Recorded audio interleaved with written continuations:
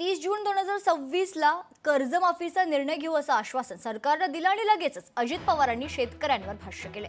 सारखं फुकट सारखं माफ कशाला हवं असं सवाल करत त्यांनी शेतकऱ्यांना फटकारलं होतं। आता त्यावर विजय वडेट्टीवार यांनी अजित पवारांवर टीका केली।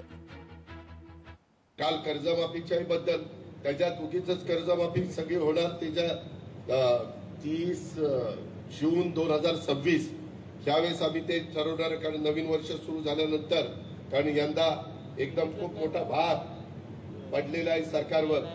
पण आमची सगळ्यांची चर्चा झाली, मामा होते, मुख्यमंत्री होते, आमचे एकनाथराव होते, राजू शेट्टी होते, महादेवराव जानकर होते, आमचे बच्चू कडू होते, ते बरेच जण आम्ही होतो उशिरापर्यंत बसून।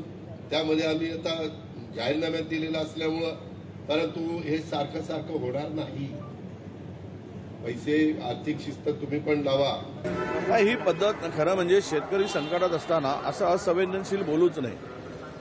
आणि आम्ही निवडणुका जिंकण्यासाठी कर्जमाफी केली अशा प्रकारचं वक्तव्य त्यांनी केलं, हे अत्यंत बेईमानीचं आहे असं मी मानतो।